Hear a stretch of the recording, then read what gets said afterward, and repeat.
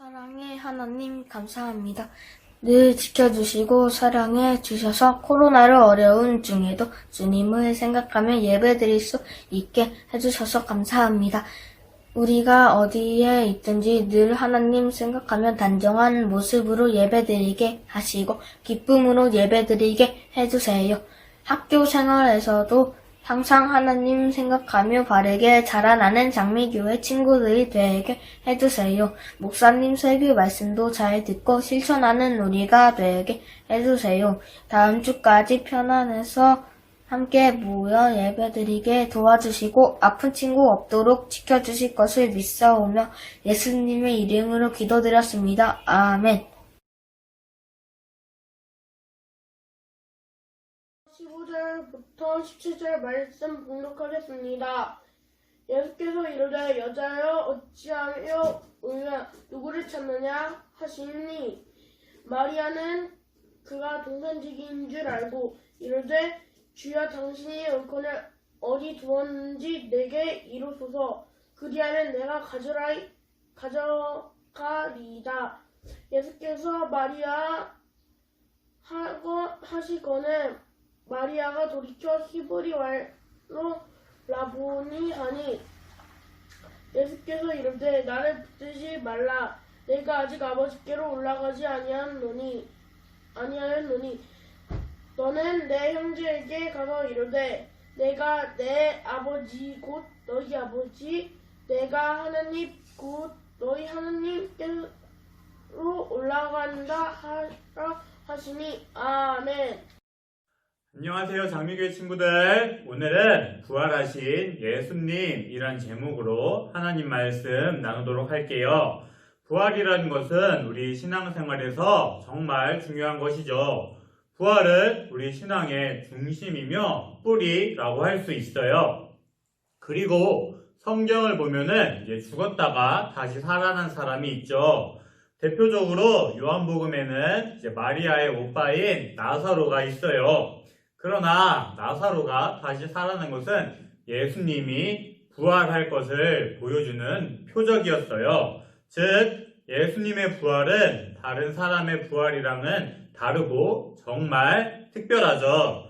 그리고 오늘 말씀은 예수님께서 부활하셔서 막달라 마리아와 이야기하는 장면이에요. 이 말씀을 보면서 예수님의 부활에 대해 더 자세하게 알아가도록 할게요. 그러면 오늘 말씀의 배경을 한번 볼까요? 오늘 설교는 지난주 설교와 이어지는 내용이에요. 지난주 설교 기억나나요? 지난주 설교는 예수님께서 십자가에 못 박혀서 다 이루었다라고 말씀하시고 돌아가시는 장면이에요.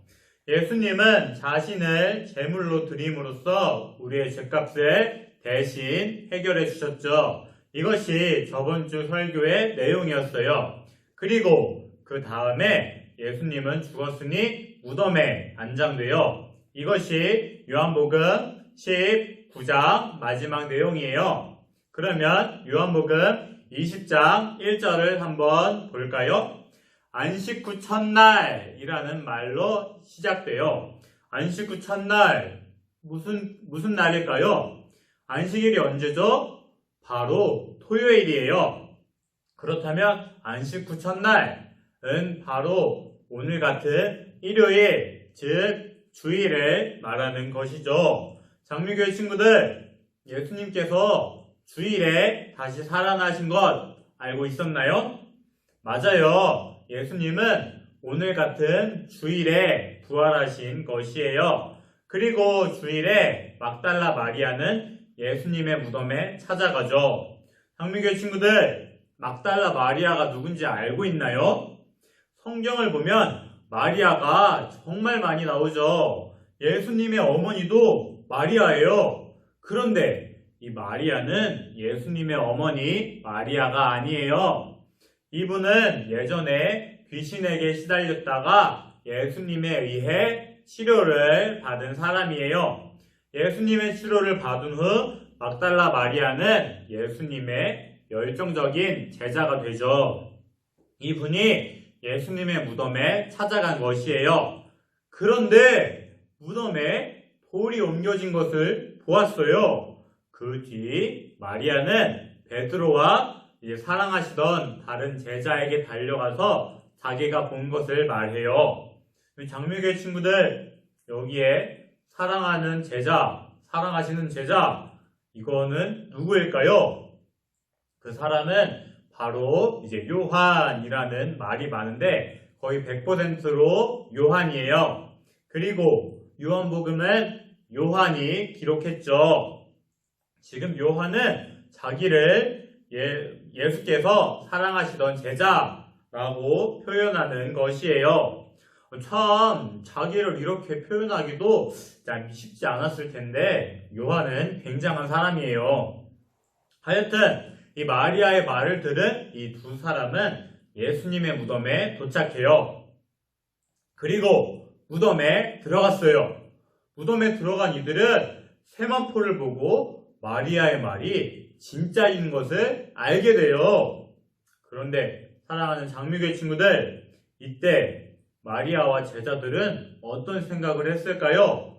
예수님이 부활하셨구나, 이런 생각을 했을까요? 예수님이 부활해서 이 무덤에 없구나, 이렇게 생각했을까요? 아니요. 요한복음 20장 9절을 한번 볼까요? 9절에서 무엇이라고 나오나요? 그들은 성경에 그가 죽은 자 가운데서 다시 살아나야 하리라 하신 말씀을 아직 알지 못하더라 라고 나와요. 즉, 이 사람들은 예수님이 부활한 것을 믿은 게 아니라 막달라 마리아의 말을 믿은 것이에요. 사랑하는 장미교회 친구들, 예수님은 계속해서 자신의 십자가 고난과 부활을 끊임없이 말했어요. 베드로의 신앙 고백 이후에도 예수님은 자기가 죽고 사흘 만에 다시 살아날 것을 말씀하셨고, 그리고 나사로의 부활과 같은 표적을 통해서도 말씀하셨어요. 하지만 제자들은 부활을 믿지 않았죠. 사랑하는 장미교회 친구들, 우리들 또한 이 성경을 통해 예수님의 부활을 들었어요. 그러나 여기 있는 제자들처럼 부활을 믿지 않는 친구가 있나요? 정말 부활은 상식적으로 생각해서 말도 안 되는 일이야, 이런 생각을 가진 친구가 있나요? 그것은 잘못된 것이에요. 부활은 비유나 상징이 아니에요. 실제로 일어난 역사적인 사건이에요. 즉, 부활은 실제로 일어난 일이죠. 부활을 믿는 장미교회 친구들이 되기를 원합니다. 그러면 계속 말씀을 볼게요. 이런 상황에서 이제 두 제자는 집으로 돌아가죠. 하지만 마리아는 무덤 밖에서 울고 있었어요. 그렇다면 마리아는 어떨까요? 예수님이 없어진 것을 부활이라고 생각했을까요? 아니요. 믿었다면은 좋아했지, 울고 있지 않았을 것이에요. 지금 마리아는 자기가 믿고 따르던 사람에 대한 상실감으로 울고 있는 것이죠. 그리고 다시 한번 무덤으로 들어가요.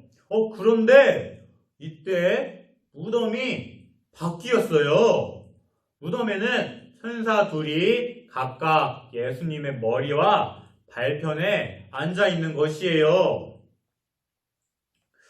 그리고 천사들이 마리아에게 여자여 어찌하여 우느냐?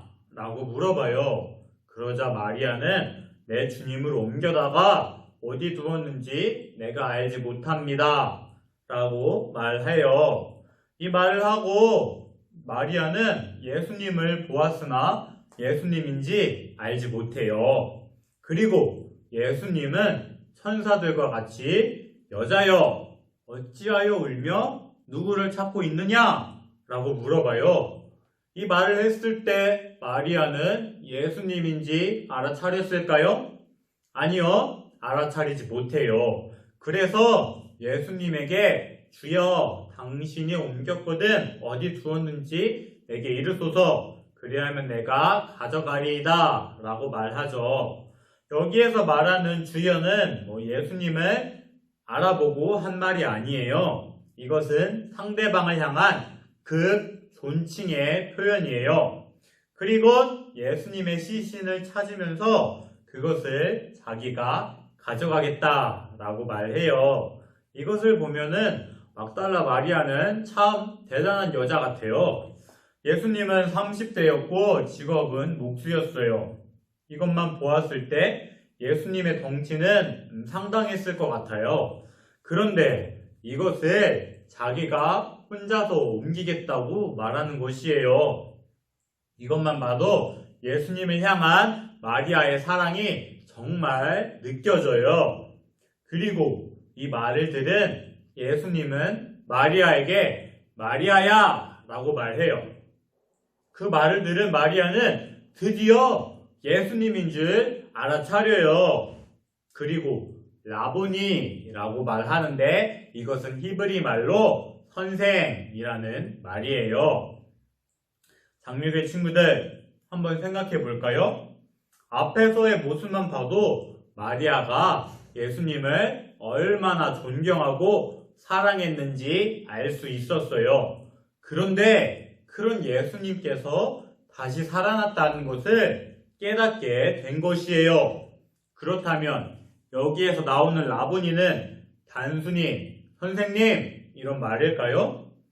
아니에요. 이 말은 나의 사랑하는 선생님 이런 느낌의 말일 것이에요. 그리고 이 말 안에는 예수님을 향한 사랑의 감정이 정말 많이 들어가 있을 것이에요. 그리고 17절을 볼까요? 예수님은 마리아에게 나를 붙들지 말라 라고 말씀하세요. 이 말을 보았을 때 마리아는 예수님을 본 감동이 너무 커서 라보니 라고 말하면서 예수님을 붙잡았던 것 같아요. 그런데 왜 예수님은 마리아 보고 자신을 만지지 말라고 말했을까요? 십자가의 상처가 아직 너무 아파서 그랬을까요? 아니면 몸을 만지면 안 되는 이유라도 있던 것일까요? 그것은 아니죠. 만약 예수님의 몸에 손대지 못한다면 도마보고 손과 옆구리에 손을 대어보라 라고 말하지 않았을 것이에요. 그 이유는 바로 예수님이 하나님께로 돌아가야 하기 때문이에요. 왜 예수님은 하나님께로 올라가야 하나요? 바로 제물이 된 예수님을 하나님께서 받으셔야 하기 때문이에요. 십자가 사건은 부활이 끝이 아니죠. 예수님이 하나님께로 돌아가야만 완성되는 것이에요. 그리고 예수님은 이 사실을 마리아에게 다른 사람에게 널리 전하라 라고 말씀하세요. 이 말을 들은 마리아는 예수님의 부활을 처음으로 목격한 증인이 되며 이 사실을 많은 사람들에게 전파해요. 이것이 예수님의 부활에 관한 이야기죠. 사랑하는 장미교회 친구들, 부활을 목격한 마리아는 어떻게 되죠? 바로 부활의 증인이 돼요. 그것도 최초의 증인이 돼요. 그 당시 여성은 사회적 약자이며 힘이 없는 존재였어요. 게다가 마리아는 처음에 귀신 들린 여인이었죠. 이런 여인이 변화되어서 예수님의 부활을 처음으로 목격한 증인이 된 것이에요. 즉, 하나님께서 연약한 마리아를 부활을 증거하는 사람으로 사용하는 것이에요. 사랑하는 장미교회 친구들, 우리도 마리아와 다를 것 없는 사람이죠. 우리도 가진 것 없는 연약한 사람이에요. 하지만 예수님의 부활을 경험한 사람이라면 어떻게 되죠? 바로 부활의 증인이 돼요. 그렇다면 우리가 어떻게 행동해야 할까요? 우리도 부활의 증인이 되어야 해요. 예수님의 부활을 증거하는 삶을 살아야 해요. 이것이 오늘 우리에게 주는 말씀이에요. 이제 말씀을 정리할게요. 오늘 말씀은 예수님의 십자가 부활을 다룬 사건이죠. 예수님은 십자가에 못 박혀 죽으시고 무덤에 안장되셨어요. 그리고 막달라 마리아는 예수님을 향한 애정과 그리움이 심한 나머지 예수님의 무덤을 찾아가죠. 그런데 이상한 것이 있는 거예요. 무덤의 문이 열려 있는 것이에요. 물론 우리는 이것을 부활로 받아들일 수 있죠. 하지만 마리아와 제자들은 이것을 부활로 받아들이지 못했어요. 예수님은 자신이 부활할 것을 말했지만 사람들은 믿지 않았죠. 하지만 예수님은 부활했어요. 우리 친구 중에 부활은 상식적으로 말도 안 되는 일이야 라고 생각하는 친구가 있나요? 사랑하는 장미교회 친구들, 부활은 실제로 일어난 일이에요. 이것은 틀림없는 사건이에요. 우리는 이것을 사실로 받아들여야 해요. 그리고 예수님은 막달라 마리아에게 다가가요. 몇 번의 대화 끝에 마리아는 이제 예수님을 알아보죠. 그리고 예수님에게 다가가지만 예수님은 자신을 붙들지 말라라고 말씀하세요. 그것은 바로 예수님이 하나님께로 돌아가야 하기 때문이에요. 그리고 마리아에게 무슨 말씀을 하시죠? 바로 이 말을 다른 사람에게 전하라 라고 말씀하세요. 이 말을 들은 마리아는 다른 사람들에게 예수님이 부활했다는 것과 예수님의 말씀을 전해요. 즉, 부활의 최초의 증인이 된 것이죠.